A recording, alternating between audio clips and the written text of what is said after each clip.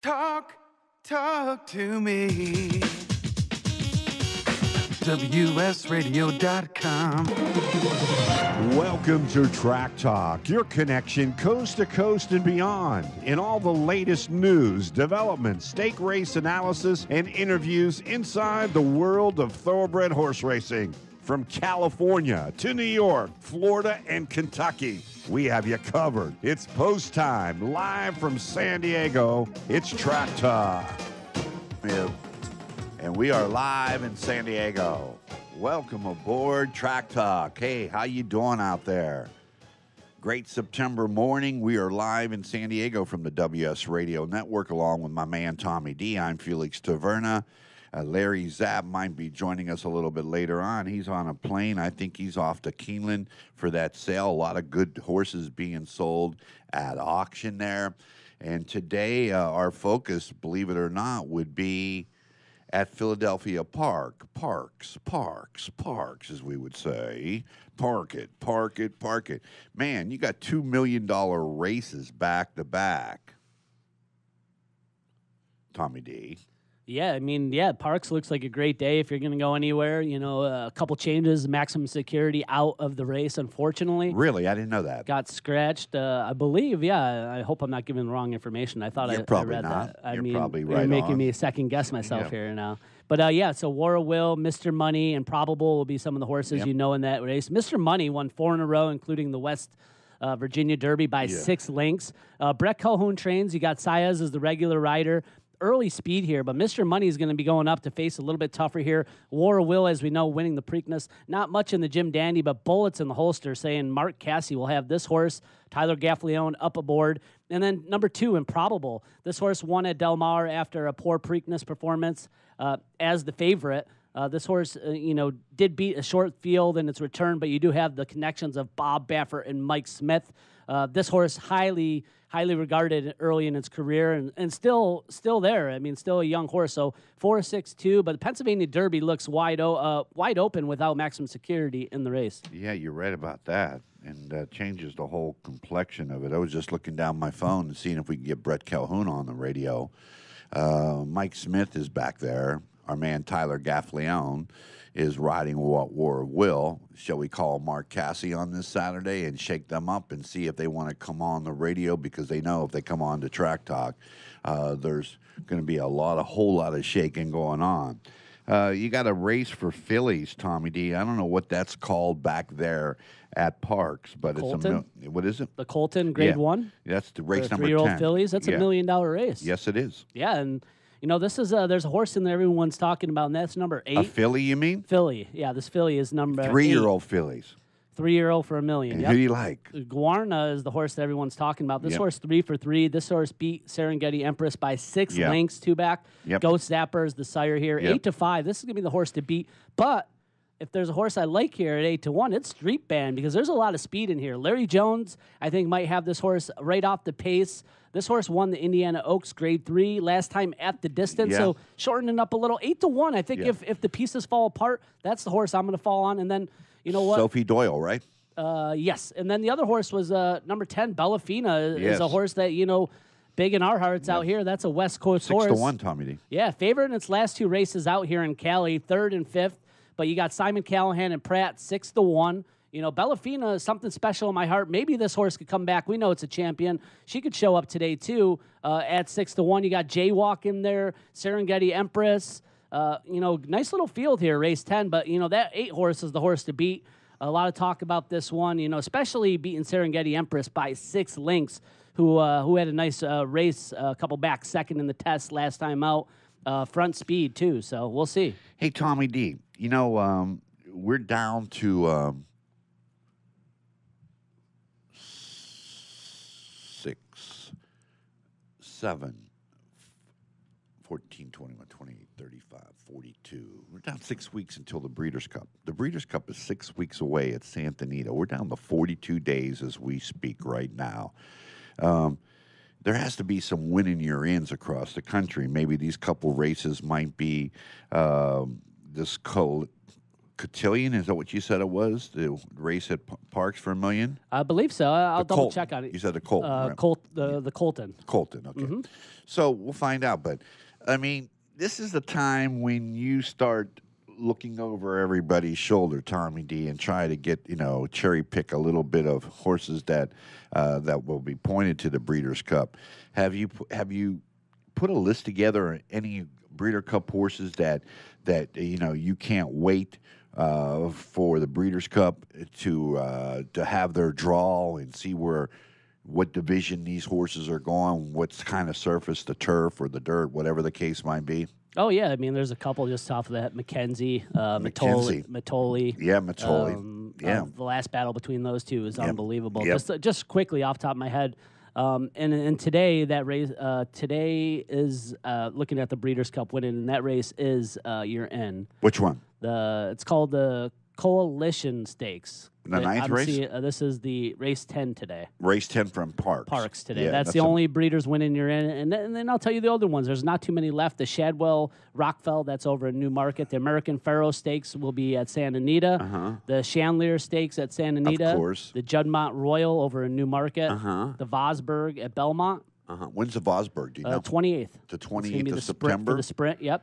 The jockey. Well, I don't know Club if that would have Gold. enough time. September. Oh, yeah, that was September 28th, correct? Okay, so then. So these are all, I mean, these are your last chances to get in pretty much. So how many winning you're in races are left? There's still probably a good 10 or so. Okay, well, we're getting down to the 6-week span. We want to shout out to the Breeders' Cup. Craig Fravel has left the Breeders' Cup as the CEO and the head of the Breeders' Cup, and he will take over the Stronach Group up there in Los Angeles and be the CEO, Director of Operations, Vice President of Operations, or just Mr. Everything up there with the Stronach Group across their track. So congratulations to our friend Craig Fravel.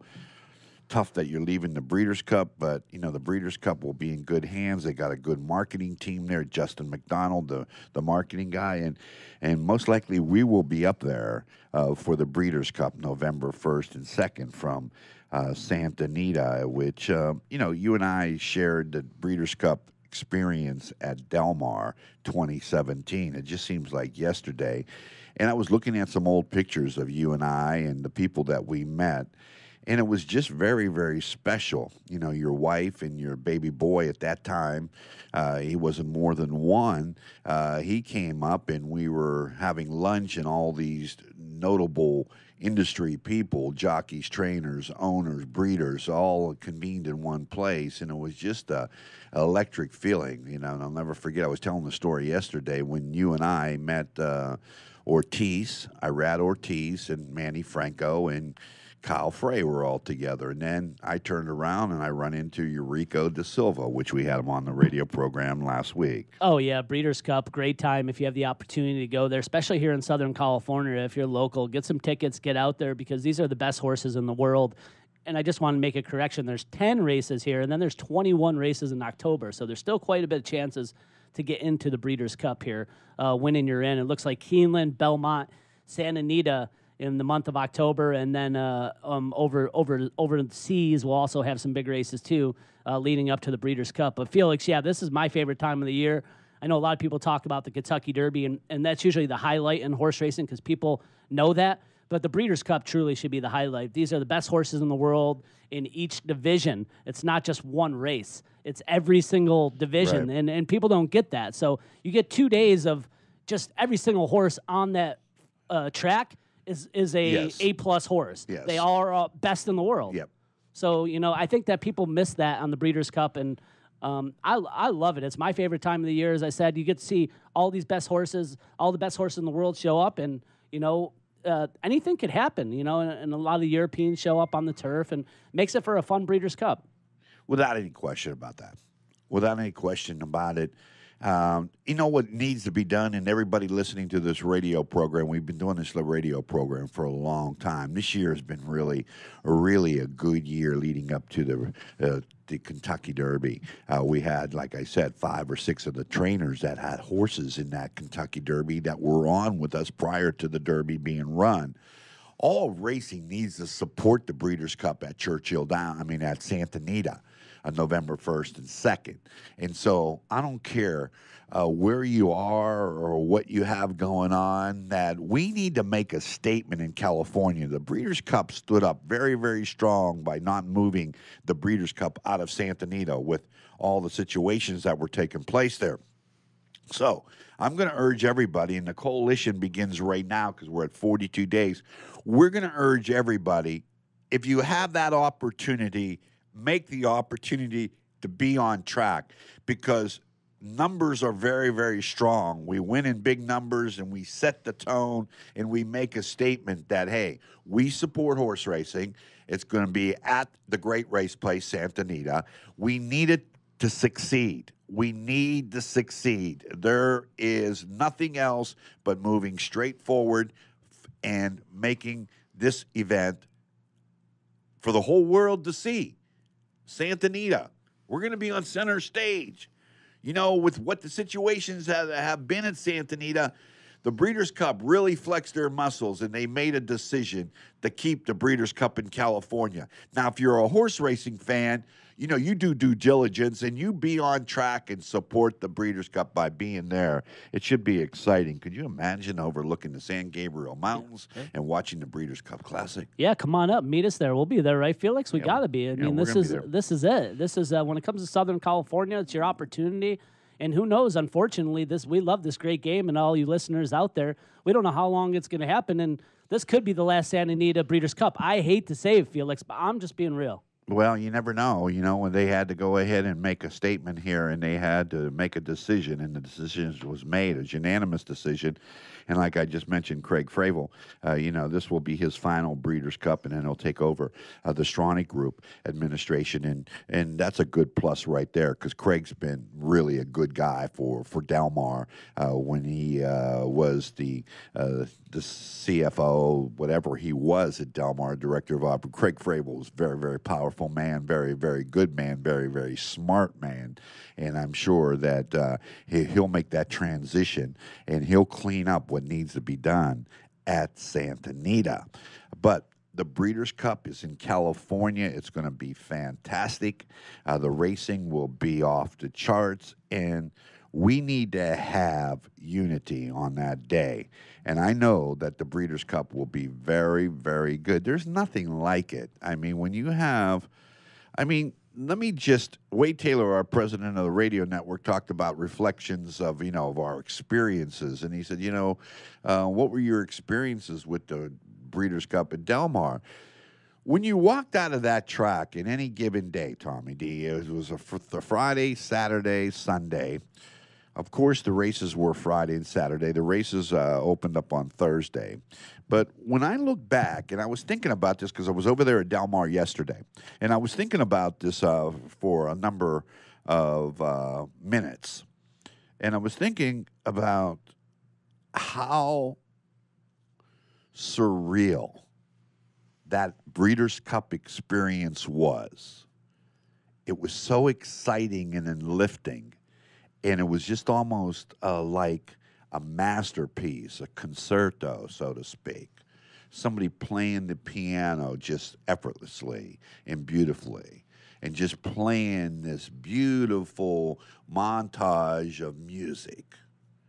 And just with the horses and the feeling and the weather. I talked to Craig Dato yesterday, my man over at Del Mar, vice president of marketing at the Del Mar Thoroughbred Club, and I said, man, I just sat down there thinking about the Breeders' Cup just like a half hour ago and how beautiful it was. And then I think that the highlight, people say, well, you know, what's been some of the highlights of you doing the radio program, Felix? And I say, well, some of the highlights? Well, the highlight was meeting Steve Asmussen on Thursday, asking him to be on the show after he won the Breeders' Cup Classic on Saturday, and then seeing him walking out of the party, which we were drunk. We had a couple of nice glasses of champagne, which was bubbly, and he made it a point to join us with Gunrunner on the next morning's broadcast. Yeah, it's funny you say that, Felix. You're forgetting to point out that you were at the party with Steve Asmussen after Gun Runner won the Classic. Yeah, that's right. You know what I mean? So you're forgetting to say that we were in the party. Yeah, we walked right in. Hanging out there. Pouring champagne, which is like, like everybody was just, jubilant. They just won the $6 million Classic with Gun Runner. And Florent Giroux' father was talking French to us, and we couldn't understand a word he was saying. And rest his soul, he passed away since. And it was funny that night because he kept on talking French with us, and we were just shaking our heads, Tommy D and I, because we didn't understand French. Neither, if we did understand French, we couldn't understand him because he was broken French. I think that's what you would call it. But rest his soul, Florent Giroux wins it with and Gun Runner, and Steve Asmussen does the real deal. Yeah, Felix, just, talking, thinking about and excited that it's going to be here. But, things for me is when you go to the Breeders' Cup, if you're a true horse player fan, you need to be there because guess what? You're surrounded by true horse players and fans of the sport, animal lovers, enthusiasts for the game. Everybody is there. It's not a normal day at the track. Everybody that's there wants to be there. You can just feel the energy and the excitement just flowing off people when you're there. The grounds are in perfect shape. Their sponsorship, the great sponsorship for the events. I mean, they bring in top stuff. I mean, and you're talking with jockeys, trainers, owners. I mean, you never know who you're going to run into at the Breeders' Cup, realistically. It could be anybody and everybody. Hey, it could be. And that's why, we're part of it, and we meet new people all the time. And there's a lot of great people throughout the country. I hope you're listening to this radio program, Track Talk, Saturday and Sunday, 9 to 10, right here on the WS World Syndicated Radio Network, live from San Diego, California. WSRadio.com, the worldwide leader in Internet talk. This is Track Talk with Tommy D, and yours truly, Larry Zapp just texted that he's on a plane heading to Kentucky, so good luck, Zapper. Toby's probably just finishing up his clocking duties at Santa Anita and probably just getting the rest that he so well deserves. We talk about Golden Gulfstream Park. We didn't talk about them. You mentioned a little bit about them, but on the top of the broadcast, and I was just curious, are you familiar with that Rainbow Pick 6 that they got going on down there? I know a little bit. I know that there's a big carryover. I think $1.5 million, I think. Yeah, so that's what that's a time where you start taking a look at it. It's going to be a big one to hit. I think today looks pretty tough, but I did get a chance to take a look at the card a little bit, and I saw that there was some opportunity possibly to be able to hit that today. A guy told me yesterday that 5 out of 6 at Gulfstream Park on Thursday for a 20-cent ticket. They only had 5 in the pick 6. Paid $28,000. That would be a nice little score for you and I, huh? Yeah, not bad. And I think today is one of those days where we could possibly get the race is pretty wide open. In all 6 races, I didn't see any dead singles, so this could be a day where you could capitalize and get some money back there on a 20-cent bet. All right. So they're the last 6 races of the card, Tommy D, and you got full fields. You got 8, you got 16, you got 9, you got 14, you got 8, you got 13. So, the prices, $75,000 non-graded stakes, a claimer for $62,500. That's $6,250 if you're keeping score. You got a maiden race at the 8th race on the turf. That's worth about $60,000 for 2-year-olds. And then you got a $50,000 maiden race at 6 furlongs in the 7th race, and that's where we start to pick 6. So how do you decipher the 7th race at Gulfstream, and what'd you come up with? Geez, the 7th race. So we're talking maiden 50, 2-year-old fillies. A lot haven't started for the first time, so trying to figure this out. We got a lot of first-time starters or just very light, 1 or 2 starts under the belt. So saying that, my top choice is on a first-time starter. Going off the stats here, not much to do. Matinee Girl by Kathleen O'Connell here, 7-2 morning line. Debut, 18% for this trainer. First start, 19%. Maiden claim, 20%. So it's 7-2. I'm going to put that as my top choice on the ticket. I didn't care for the other starters, so number 4, Flash Money, another first-time starter I'll be putting on there. This is Oscar Gonzalez is going to be training. Sanchez will be up. He is shooting 14% maiden claiming. And then I'm going to move down. I'm going to go to 5, Sweet Dazzling Bride. This horse dropping from maiden special weight. Going to be going down to the maiden 50. Didn't do much in there, but this trainer, maiden second maiden start, 23%. David Fox. David Fox. Good trainer, 17%. Yep. So I would put him on there. And then if I had to add one, the experience would be number 2, Sweet Beline. This is the favorite, 7-5. Kathy Ritfo. This horse second, made in 25, made in 35. So going up and still improving. So that might be one you might want to leave off. You don't want to get knocked out early. So 2, 3, 4, 5. Maybe trying to beat the 2 here, 3, 4, 5 on some shorter tickets. That's Tim Ritvo's ex-wife. Did you know that? I didn't know that. I was wondering. I was like, Ritfo, all right, okay. Mucho Macho Man. That's who she trained. I remember now. Okay, remember Gary Stevens was on. So basically in the 7th race, you're not comfortable with singling. You're going to go 4 deep here. I mean, 3 or 4 deep, I think I would be the play here. I like the couple first-time starters. 3 and 4, both are first-time starters that I'm taking a look at, and then the 2 and the 5 with a little experience under their belt. All right, let's go to the 8th race. This is a tough one right here because basically these kind of races, Tommy D, spring big prices because you got maidens, especially 2-year-olds, on the turf going a flat mile. Maiden $60,000 purse here. You got to draw lines through a lot of horses. You've got about 4 or 5 first-time starters here, I do believe. Correct me if I'm wrong on this, but nevertheless, I don't think you're going to single here, are you? No way. Like I said, I think this is a day where you get some friends and you put a bigger ticket in because I think a lot of these races are wide open. I'm going to be giving out a lot of horses, but I'm just going to be giving out any horse that I think has the opportunity to win the race today. And saying that, number 9, Maker of the Empire, Mark Cassie, our boy, spent $410 on this 2-year-old colt, this Keeneland sale last year. So spent a lot of money. Owners Gary Barber had a nice little workout on the turf here. 5-1, first-time starter, though. So we got to throw some other ones in there. And I'm going to number 11, Vintage Kitten. What I like here is Kitten's Joy on the turf, going a mile. I see the owners are the Ramseys. That makes me think I got to put this one on there. First turf, 12% for Michael Maker. Michael Maker, nice little trainer, 37%. Right now, so red hot. So Maker, you want to put him on your tickets. Number 6, Violent Impact, another Mark Cassie horse. This owner is John Oxley. You don't want to leave him out. Some nice workouts on the turf. 8-1 morning line. And then, the horse that does have experience would be 5, Casualistic. This is Antonio Sano. This horse is second in his first 2 starts. It's going to be going to the turf after running second on a sloppy track at Gulfstream. So, Panici is going to be aboard there, 3-1. Now, Monarchos, right? What's that? You know Monarchos? Yes. Monarchos is a former Kentucky Derby winner, remember? I don't remember the year, but yeah, it's a long time ago. All right. John Oxley was the owner of Monarchos, and John Ward was the trainer. And John Oxley and Mark Cassie, anytime you see these two, you got to give it a second and a third look in which you brought to the airwaves, and I'm appreciative of that. Let's go to the 9th race here, a group of fillies and mares. Tuesday's Rose is going to be very tough to beat. You going to try to beat her? I mean, no. Are you going to try to beat her? I mean, this is. Are you going to try to beat her? Yes or no? On a deep ticket, yes. All right. I mean, if I'm playing a smaller ticket, maybe I single here, but this is tough. It's claiming 62.5. It's like 66,250. Yeah, 6,250. 62.5. You just said 62.5. You just didn't say it was 62,000. You said 62.5. And so most people think 62,000. No. This is 6,250. All right. So do you spread here?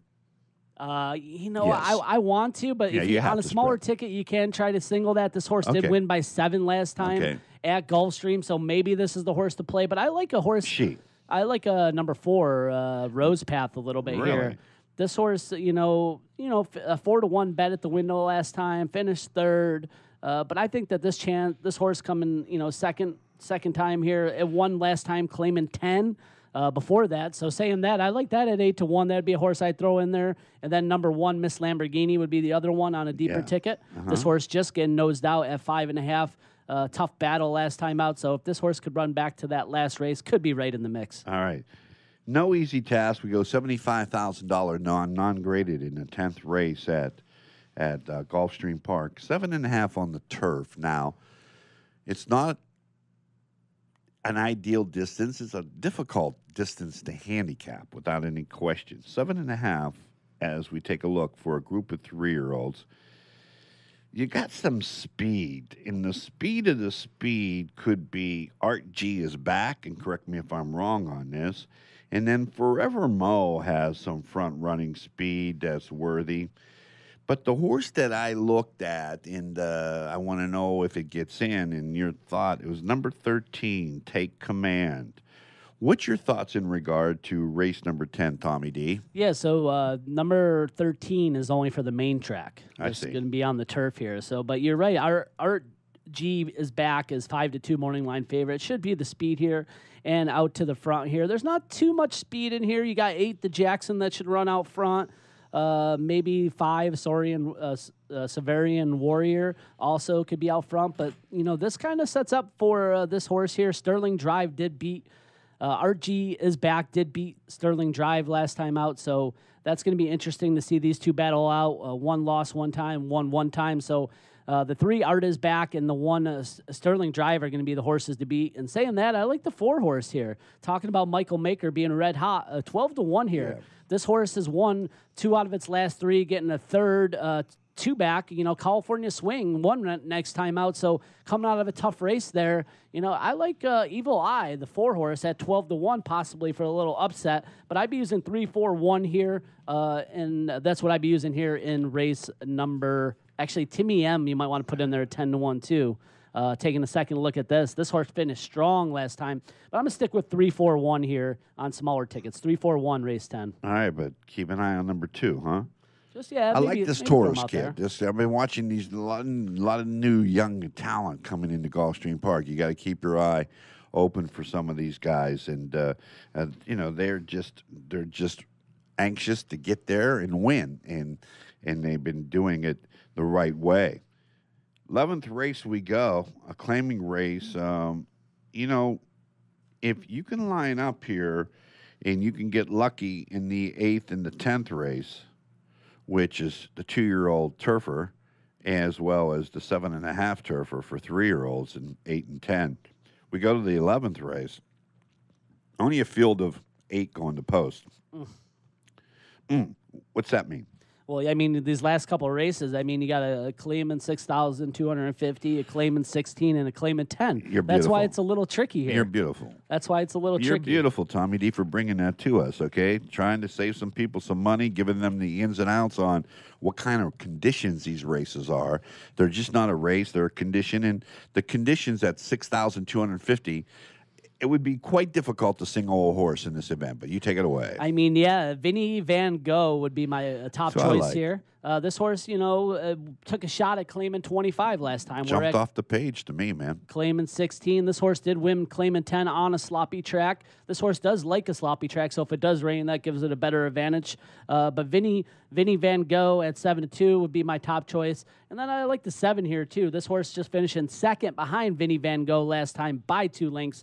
So you might want to be able to discount that one on your ticket. But number 2, So Nifty, scratch. So we're going to get rid of that one. And number 1, Follow His Footsteps. This horse finishing second in a Clayman 16 last time.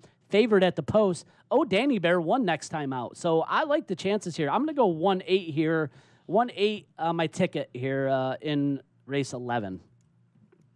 Want to finish it out here? Yeah, race 12. Why not? We've already made it this far, so we might as well give it to the last race. And we're going to a Clayman 10,000, 7.5 furlongs on the turf to finish the day off. The 2 horse did scratch here. My top choice is the 2-1 choice here. That's the 1 horse, Rapid Transit. Aubrey Marat is going to be training 22% here. This horse won last time, Clayman 10, non-winners at 3 here. So I think it's got a good chance. I think this fits real nice here, 2-1. And then we'll move to the 5 horse. This would be another one I might put on the ticket here. This horse winning by 8, Clayman 10 as the favorite last time. I think the chances there are pretty nice for number 5. That's Courtesy Notice. Love the name. And number 6, Hannah Catherine at 10-1. This horse did win 2 in a row. That's why I'm putting it on there on the turf at 7.5 at Gulfstream. So I'm going to put that one on at 10-1 to hopefully close it out. And one last one, maybe if you want to go a little deeper, is that 10, Samurai's First Lady. Our boy Robert Falcone is going to be training this one. Clayman 16 last time, a nice third there if it can run to that, could be right in the race. So 1, 5, 6, 10 to finish the pick 6. All right, let's go back. Let's go to the 7th race. I think we're going 3, 4, 2, 5, if I stand correct, in race number 7 to kick off the first leg, correct? That's correct. 8th race we go. How are we going to do it? 8th race, we're going 9, 11, 6, 5 in that order if you want to take anybody out there. All right. The 9th race. No, that's 9, 11, 6, 5 in race number 8. That is correct. All right. 9th race we go. You following along out there? Yep, I am. I am too. Tuesday Rose. It could be a single here on small The 8? tickets. Yeah, 8 or 8-4-1. I would put the 4-1 in there. All right. Make it a little more juicier. 10th race. The 3 Art G is back is going to be the horse to beat here, but I'm going to be using the 3, 4, and 1. All right. 3, And possibly 4, the and 1. 2 on the backside of that one. All right. We're going to circle that Just too. in case. That's Yeah. the I X like factor. Timmy M. I like Timmy M quite a bit. All Race right. 11, I really like Vinny Van Gogh. This could possibly be a top choice, but I think I got to go 8-1 here. I think I got to use 2 there. Vinny Van Gogh. All right. And then- Did you say 8-1 or 8-2? 8-1, you're right. All right. And so then we go to the 12th race. Yeah, I like number 1, Rapid Transit. Number 5, Courtesy Notice. Hannah Catherine, and 10, Samurai's numbers. First Lady. 1, 5, 6, 10 in that order. All right. 1, 5, 6, 10 in race number 12. And so, we're 4 or 16. so 4 times 4 is 16 times 3, if we play it all out, 16 times 3 is 48.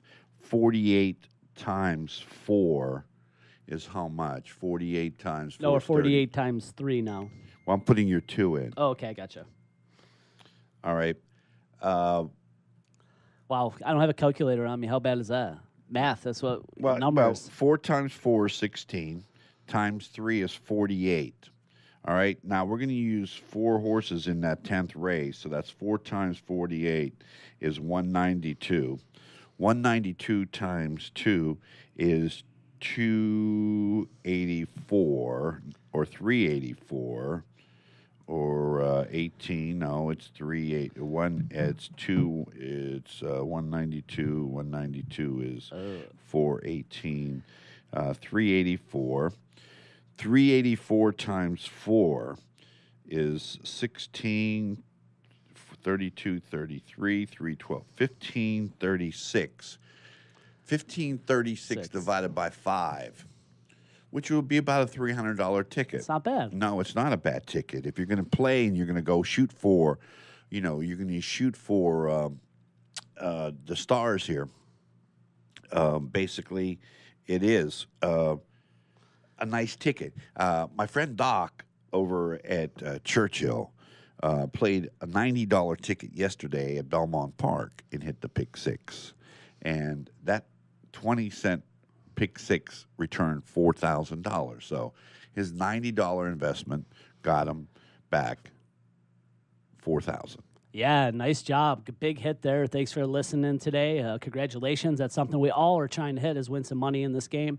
Just wanted to give a thanks to everybody that tuned into Big Bet before the hour, 8 o'clock, 8 a.m. Saturday, Sundays, giving out sports bets. And Bob Hutton getting out Wisconsin off to a 7-0 lead, and they're driving down the field. Bob Hutton's been on fire, so if you're into sports picks and bets, make sure to tune in. We'll talk NFL tomorrow. I know a lot of you have been fans of Track Talk. Tune in, 8 a.m., Big Bets, Saturday, Sunday. Yeah, Wesky, Bob really liked Wisconsin today. He really, really, really loved Wisconsin today. And what's that? Wade Taylor dropping by. Maybe he has a pick for us. He might. He might be a good idea. You never know. He can throw out numbers, Throw and a dart, basically sometimes pick out a number. it happens. Don't bet on the limping horse. Oh, did you hear that? Don't bet on the limping horse. That's a good one. I think that might be a good advice from Wade. Yeah, I think it's perfect advice, tell you the truth. So as we take a look at Los Al. No. Let's go to Parks. Okay, we already went to Parks. No, well, there's a couple other races we can still talk in there. Let me ask you this. Usually you come in and you know what's going on in Belmont Park. Is there a reason why you didn't take a look at Belmont today? Well, because I thought the action was at Parks, and with the carryover at Gulfstream, when you dedicate your time and you pick your card that you're going to select, you only have a little bit of time in the day, so I decided to go that route. But Belmont Race 10, I do like a horse. Okay, let me say something before you do that. I've been watching Belmont this week, and I can't say enough about the Ortiz brothers. I mean, Tommy D, they are so talented, and they are so good. If it's not Irad, it's Jose. Or is that his name, Jose Ortiz? Yeah. Jose and Irad. Yeah, okay. I think Irad's a little bit better. No? Is he the top money earner? You know what? Jose usually was the top guy for a while there, so I think they flop back and forth. But I think Jose was the top rider there for a while. All right, Irad Ortiz is leading. Is he leading now? Yeah, he's. Matter of fact, you know how much money he's got so far this year? $21 million in earnings. Okay, his brother is at $20 million. So can you imagine? I mean, like, he is 700,000. Let me see this. Yeah, 700,000 behind his brother. Wins.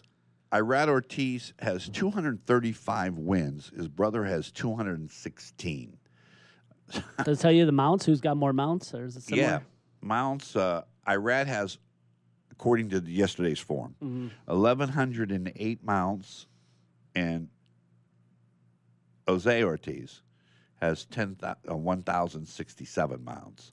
So he's talking about a little bit of difference. 41 mounts and $700,000.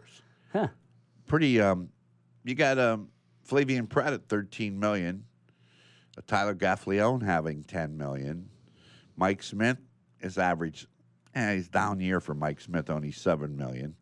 But Castellano is riding, and you got all the big riders in New York. The big riders at New York are 1 through 6.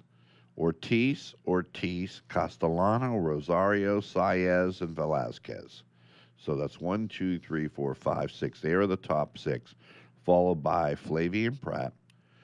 Hold on, say that again. Could you say it was Ortiz, Castellano, Rosario, Saez. That's the one that catches my ear. Yeah, I mean, tough. I know about all the other guys, and I know Saez is a big time rider now, but that's big time That's big time. He's $14 million.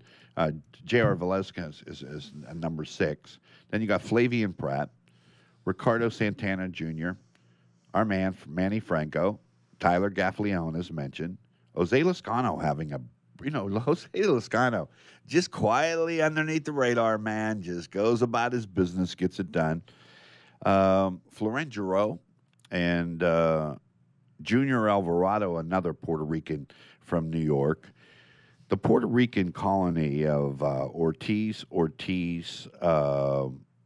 Velazquez, Manny Franco, Junior Alvarado could be as good as any colony in the country, if not the very best jockey colony right now.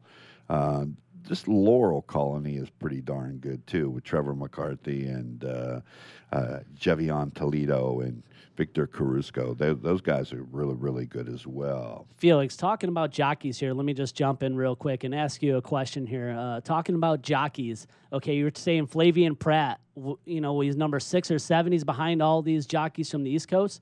Do you think Flavian Pratt, let me ask you, is he better than some of these riders on the East Coast, or would he be as good going over there, or is he in a good place being the best jockey on the West? Well, I had this conversation yesterday.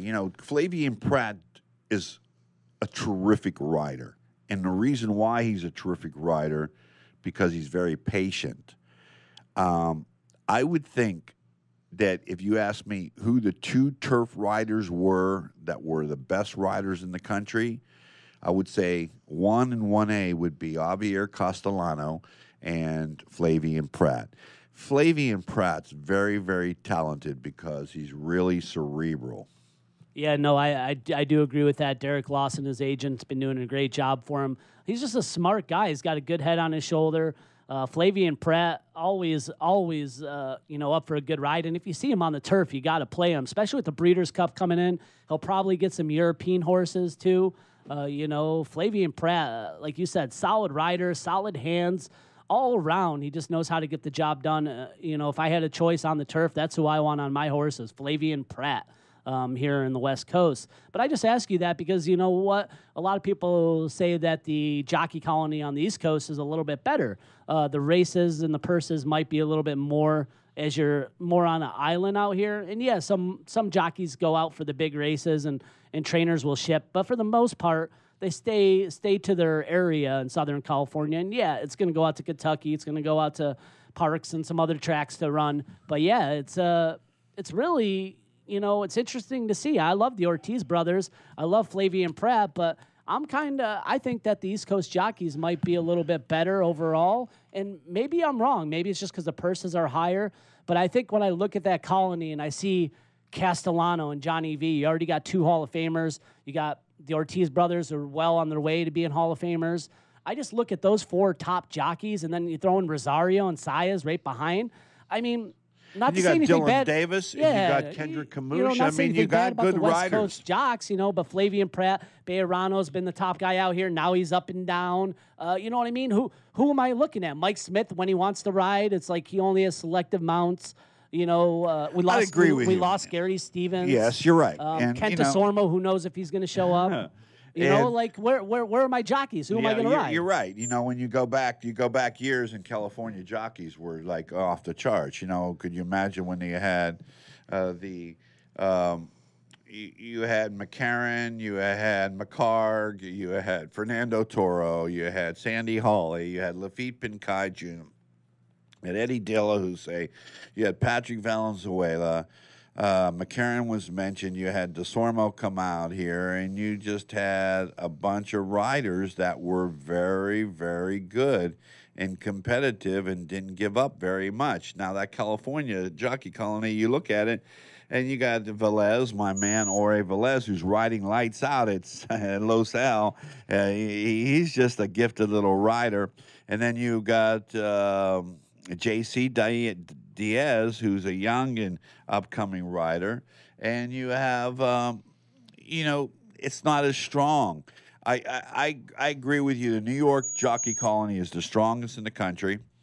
I think Laurel. When I look at Laurel and I see these guys, you got Farragut Lynch, you got Xavier Perez, you have Alex Cintron, you have Victor Carrasco, you have Trevor McCarthy, you have Jevion Toledo, and you have a couple of Torres guys, you have Reyes, you have Gomez. I mean, these guys are very, very, very... Yomar Ortiz, who's a fantastic lady rider, and you got a real strong colony that is very, very aggressive, and that's where the prices come. When every jockey's out there, they're limited in ability. They're close in ability, I should say. They perform, and people ask me all the time, is it the jockey or the horse? Does jockeys make a difference? Yes, jockeys make a difference because they fit horses on their running style. Rafael Bejarano, Tommy D, told me face to face when we were out one night that he does not like to be on the front runner. He does not like to be on the front end. And I was taken back by that. He said, I like to be able to come from behind. I like to be able to see the whole race unfold in front of me. I don't like being, and that's why you very seldom see Bejarano on the front end. Yeah, that's a good point. I did not know that about Bejarano, but hey, everybody's got their riding style. Like, if you're going to tell me where Edmund Maldonado wants to be, I'm thinking that he's going to shoot him right out of the gate, and people know that about him. Just like back in the day, a couple riders, P-Val and a couple other riders that, are known for certain things, right?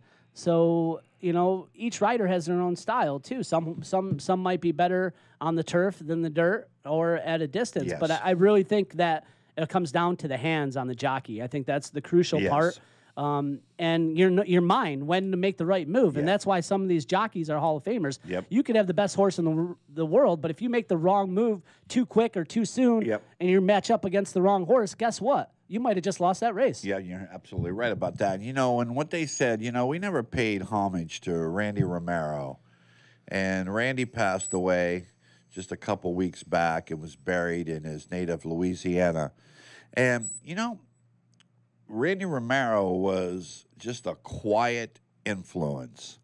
And one thing about Randy Romero's career, Tommy D, is this.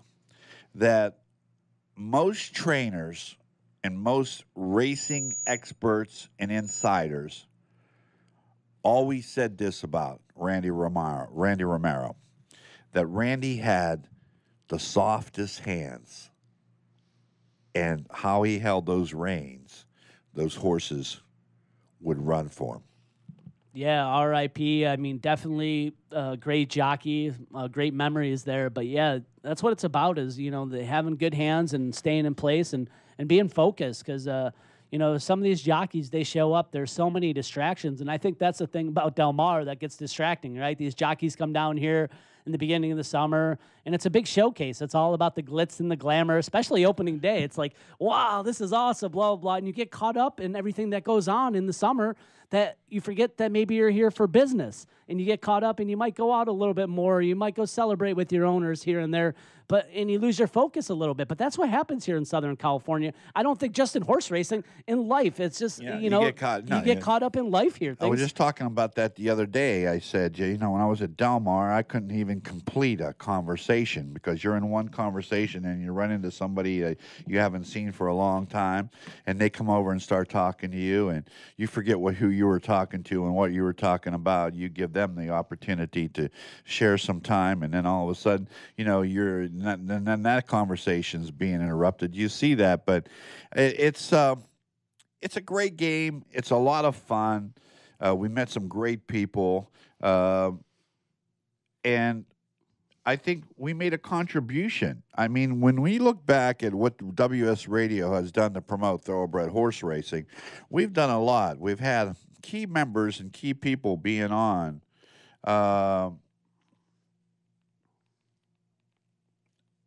It's been a good run. It's been a real good run, and that's the way it's been. The Breeders' Cup right around the corner. It's only going to get better, Felix. We're going to get up there and meet some peeps and all the players in the game, owners, trainers, jockeys, and be part of it. And if you haven't been, get up there if you're in Southern California. If you're not in Southern California, fly out here. You can stay in L.A. if you have to. Probably a lot of bookings around Santa Anita might be already taken. But, yeah, you got to get out here and catch this event. If you've never been to the Breeders' Cup, especially in Southern California, the weather should be prime around that time. My favorite time here in Southern California is October, November. I tell people the weather's beautiful and there's not as many people visiting, at least here in San Diego. So I'm excited, right up the road for us. So anytime the Breeders' Cup's within a couple hours drive away, you should be there if you're a horse fan. Oh, but come on. I mean, if we need to go ahead and send a statement out there that San Diegans more Maybe so. Get a bus trip. Huh? Maybe we should do a bus trip or something. I don't know. I was thinking about that yesterday. It's funny that you should say that.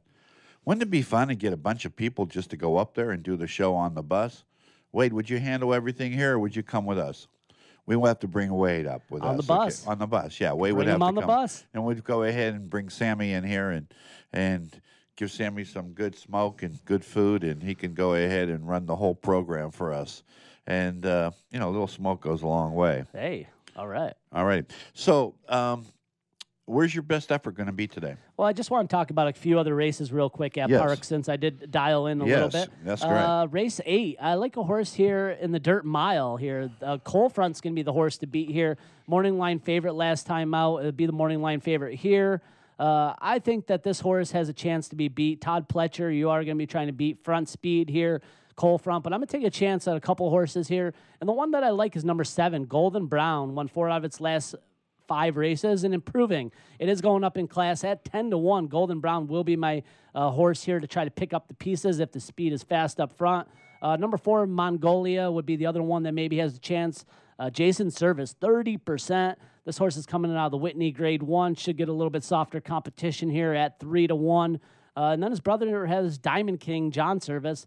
This horse should be up front dueling with Coal Front. So that's why I like number 7, Golden Brown, to maybe pick up the pieces 10-1. Maybe a win show bet there. I kind of feel good about that. I don't know. All of a sudden, the way you just been, putting it all together this morning on both shows. Big bet in Golden Brown. Is that what the name of it is? Golden Brown. That's race, what race? 8 at Parks. Number 7, Golden right. Brown. Can you get this home? And then race 9 is going to be the other one.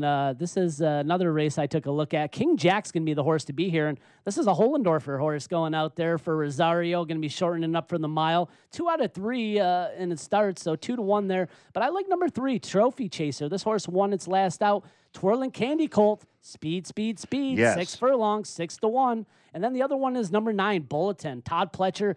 Dirt to Turf. This horse got a lot of hype to start its career. First dirt start, for this horse, Bulletin. City Zip, Winstar paid $250K, so that's 4 to 1. The 9, you're getting 4 to 1 on Bulletin, which was hyped up early in its career. But this horse going to the dirt for the first time. But my choice would be number 3, Trophy Chaser, 6 to 1. 3, 7, 9, and 6, Trifecta Box would be my play there.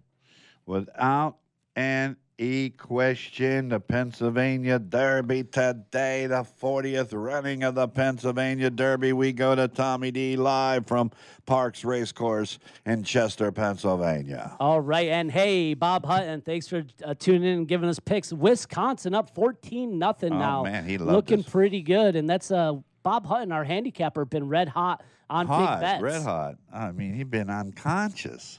He's been unconscious. I mean, if there's one person listening to the show or 10 people listening to the show and following just, some of our information, I mean, you're going to score and you're going to be able to cash. I mean, this was he talked about this game.